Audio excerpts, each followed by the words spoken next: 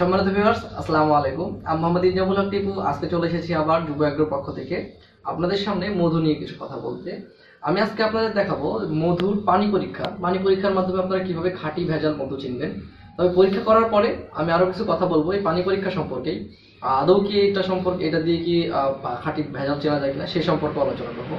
ফার্স্টে আমি আমার যে ফার্মের মধু আমি অলরেডি আপনাদের আমার যে ফার্ম এখানে দেখতে পাচ্ছেন সেই ফার্মের ভিডিও, ফার্ম থেকে কিভাবে মধু কালেকশন করি, মধুগুলো কিভাবে রিফাইন করি, সব বিষয় নিয়ে আমি অলরেডি ভিডিও দিয়ে দিচ্ছি। কিভাবে আমরা মধুগুলো পরিষ্কার করি, মানে মৌমাছিটার মধ্যে থাকলে কিভাবে পরিষ্কার করি, এই সব কিছুই কিন্তু অলরেডি হচ্ছে আমি আমার ইউটিউব চ্যানেলে দিয়ে দিচ্ছি। তাছাড়া এর আগে আমার ভিডিও দিয়েছি মধু কিভাবে পরীক্ষা করবেন। তো এই শীতকালে, এখন শীতকাল জানুয়ারি মাস, এই মাসে একটু প্রবলেম হচ্ছে যে মধুগুলো জমে যাচ্ছে। জমে যাওয়া নিয়ে অলরেডি একটা ভিডিও দিয়েছি, এটা একটা সায়েন্টিফিক বিশ্লেষণ আছে, সেই সম্পর্কে একটা ভিডিও দেওয়া আছে। আপনারা এই ভিডিওটা দেখে আসতে পারেন এবং আমার ফেসবুক পেজের এই পোস্টটা পড়ে আসতে পারেন, আপনারা এখানে যেটা দেখতে পাচ্ছেন। দেন তাহলে আপনারা বুঝতে পারবেন যে মধু কেন জমে এবং জমলে খাঁটি হয় না ভেজাল হয়। আসলে মধু জমলেও মধু খাঁটি হয়। তো সেই সম্পর্কে ডিটেলস ভিডিও ওখানে দেওয়া আছে। আমি এখন আমার ফার্মে দুই কোয়ালিটির মধু, তাছাড়াও কালিজিরার মধু পাওয়া যায়। কালিজিরার মধ্যে এখন আমার কাছে নেই, এটা এখনো সময় হয় নাই। লিচু ফুলের মধ্যে এখনো সময় না, এখন সরিষা ফুলের মধু। বাট লিচু ফুলটা আমার গত বছরের মধু। আমি এখন পরীক্ষা করার আগে আমি কিছু পানি নিয়ে রাখছি গ্লাসে। এই পানির আগে আমি কিছু কথা বলে নেবো। সেটা হলো, দেখেন যে এই মধুগুলো আমার 1 বছর হয়ে গেছে প্রায় ধরতে গেলে। মানে তো আমরা এই বোতলটা উল্টাগুলো দেখতে পাবো যেখানে মধু কিছু জমে গেছে, হ্যাঁ। বাট খাঁটি মধু জমলেও একদম যে তলানি আর ইয়ার ডিস্টেন্স আলাদা থাকবে তা না। দেখেন এই যে জমে গেছে কিন্তু দানা দানা কিন্তু এর সাথে জমে। এই মধুটা কিন্তু প্রায় 1 বছরের কাছাকাছি হয়ে গেছে। বাট এখানে আমি একটা সরিষা ফুলের মধু দেখাচ্ছি। এটা কিন্তু সদ্য তোলা, মানে সদ্য ভাঙা মধু, চাক থেকে, মানে আমাদের যে মৌমাছি যে ইয়াটা আছে সেখান থেকে চাক থেকে ভাঙা মধু। এটা কিন্তু কিছুদিন হয়েছে, অনলি 10-15 দিন হবে এই মধুটা। এই মধুটা কিন্তু এর মধ্যে জমে গেছে। জমে দেখেন কেমন গুড়ের মতো হয়ে গেছে। তার মানে যে এই মধুটা পিওর না তা না, কিন্তু এই মধুর একসাথে কিন্তু একসাথে সব এই মধুগুলো হয়। দেখেন এটা কিন্তু প্রায় আধা জমে গেছে, এটা কিন্তু ঘনত্ব বেড়ে গেছে।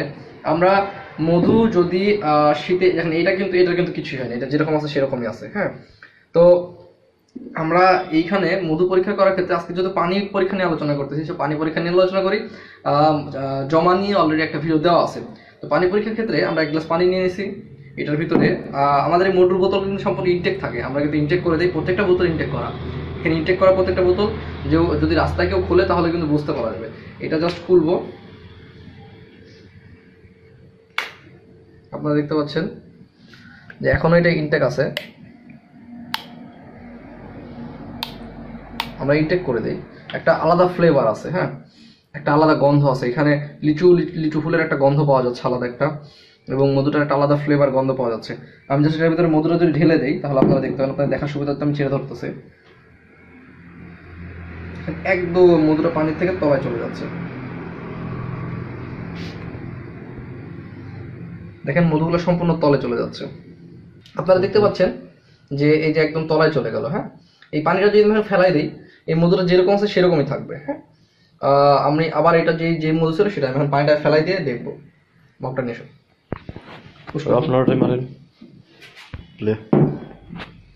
তো আমি এখন এই পানিটা ফেলাই দেবো এখানে।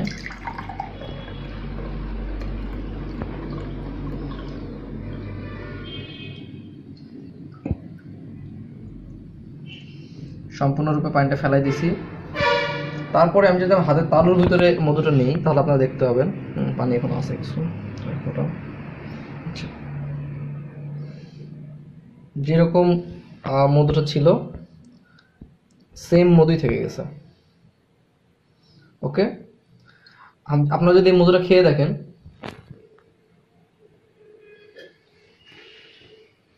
যা টেস্ট সেম আছে। তো আসলে এইটা আমরা হচ্ছে লিচু ফুলের মধ্যে দিয়ে টেস্ট করলাম। এখন আমরা সরিষা ফুলের মধ্যে দিয়ে টেস্ট করবো। তো আমরা এখন একটা সরিষা ফুলের মধু, আমি কি তলাটা আবার পানি নিয়ে নিছি। তো আমরা একটা সরিষা ফুলের মধু নিয়েছি। এটার তলাতেও প্রায় দানা দানা হয়ে গেছে, হ্যাঁ। যেহেতু শীতটা অনেক বেশি, মধু একটা নির্দিষ্ট টেম্পারেচারের পরে এবং নির্দিষ্ট সময়ের পরে এটা দানা বেঁধে যায়। এটা আসলে মধুর একটা থিওরি বলা চলে। তবে সরিষা ফুলের মধুটা খুব দ্রুতই দানা বাঁধে। লিচু ফুলের মধু দেখতে পাচ্ছেন, আর কদিন পরে লিচুর সময় আসলে লিচু ফুলের মধুটা প্রায় 1 বছরের মতো হয়ে যাবে, তারপরেও ইয়ে হয় না। আমার এটা কিন্তু ইনটেক, এটা ইনটেক। জাস্ট খাপটা খুললাম, মধুটা আমি এখন ঢালবো। ঢালার জন্য আমি গ্লাস ছেড়ে নিতেছি। আপনারা এই সাইড থেকে দেখেন, দেখেন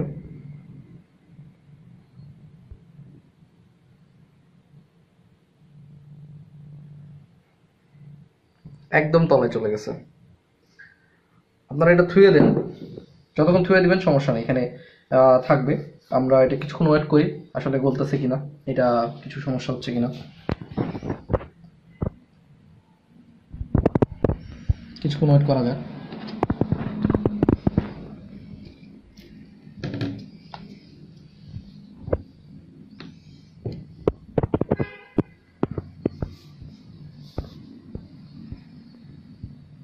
এখন আমরা এটার গ্লাসটা পানিটা ফেলাই দেবো।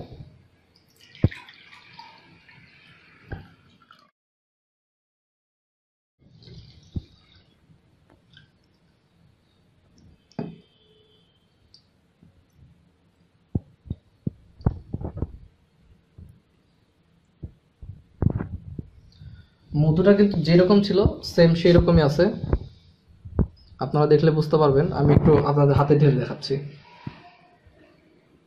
পানি আছে এখনো। আচ্ছা, এখন দেখেন যা ছিল মধুটা সেম, যেরকম দিছিলাম ওরকমই। ওকে, আমি একটু খেয়ে দেখতেছি।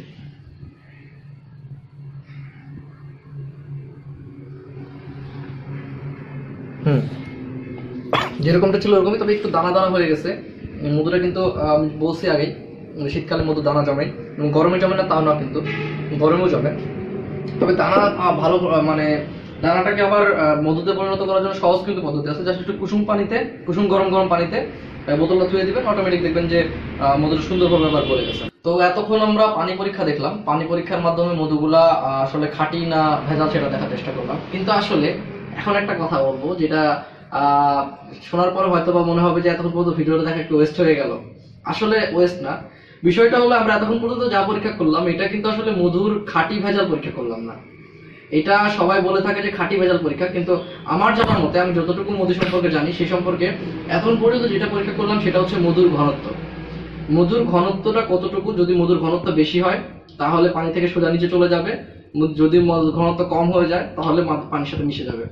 আসলে এই মধুগুলা, আমরা যে মধুগুলা জাস্ট ফার্ম থেকে কালেকশন করে জাস্ট ময়লাটা পরিষ্কার করে এখানে দেখেন, তারপরেও দু একটাতে মেবি মৌমাছি থেকে গেছে। এখানে আমি একটা হঠাৎ দেখতেছি একটা মৌমাছি থেকে গেছে, দেখতে পাচ্ছেন মৌমাছি থেকে গেছে এটার ভিতরে। তো এই মৌমাছি টোমাছি মোম টোম এগুলো পরিশোধন করে প্রসেসিং করে কিন্তু আমরা হচ্ছে বোতলজাত করি। এটা আমি পরবর্তীতে আবার প্রসেসিং করব, মানে এটা পরিষ্কার করব। তো প্রসেসিং করে জাস্ট এটার ভিতরে দিয়ে দিই। তো এর জন্য এটার ঘনত্বটা অনেক বেশি। এখানে অন্য কোনো কিছু আমরা ইউজ করি না, কিংবা ভেজালের জন্য যা করা লাগে ওই সম্পর্কে আমরা কিছুই করি না।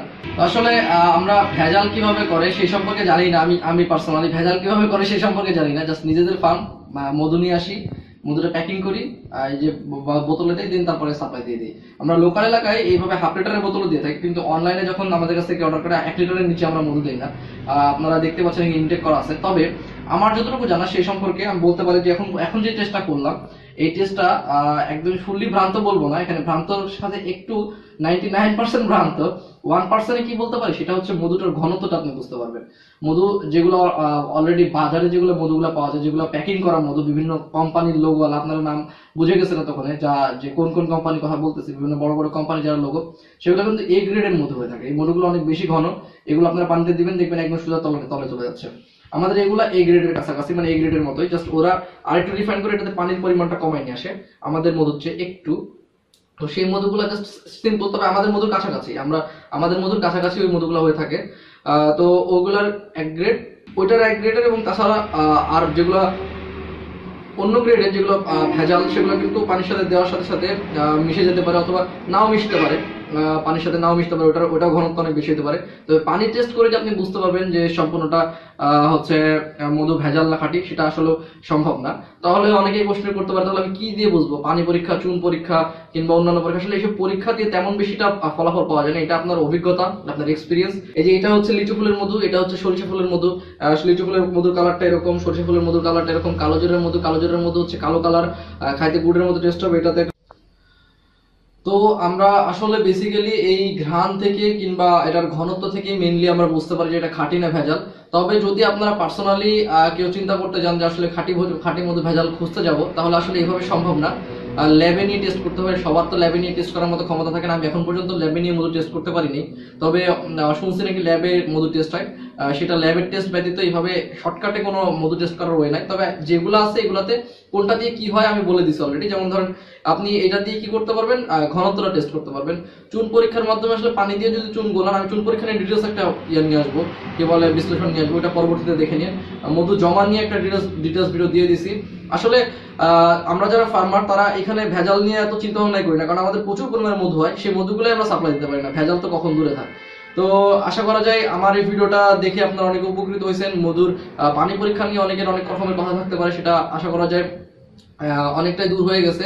তো চেষ্টা করবো সামনে মধু নিয়ে আরো গবেষণা করে, মানে গবেষণা বলতে গেলে কারো লেখাপড়া করে স্টাডি করে আমি আরো কিছু আপনাদের সামনে নিয়ে আসার। তো সে পর্যন্ত ভালো থাকবেন। আর আমাদের এই মধুগুলো যদি প্রয়োজন পড়ে অবশ্যই আমাদের যে স্ক্রিনে নাম্বার দেখতে পাচ্ছেন সেই নাম্বারে কন্ট্যাক্ট করবেন, আমরা সারা বাংলাদেশে কুরিয়ার করে পাঠিয়ে দিতে পারবো। একবার টেস্ট করেও দেখতে পারেন কেমন হয় আমার। তাছাড়াও কিন্তু গুড় যায়, খাঁটি গুড়, খাঁটি মধু, এইগুলো কিন্তু সবকিছু আমরা দিয়ে থাকি আমাদের একদম রাজশাহী থেকে। আমার বাসা রাজশাহী আমার নিজস্ব ফার্ম থেকে। তো আমাদের একবার নিয়েও দেখতে পারেন কেমন হচ্ছে। তো পরবর্তী দেখা হচ্ছে কোনো এক সময় কোনো এক ভিডিওতে। ধন্যবাদ, আসসালামু আলাইকুম।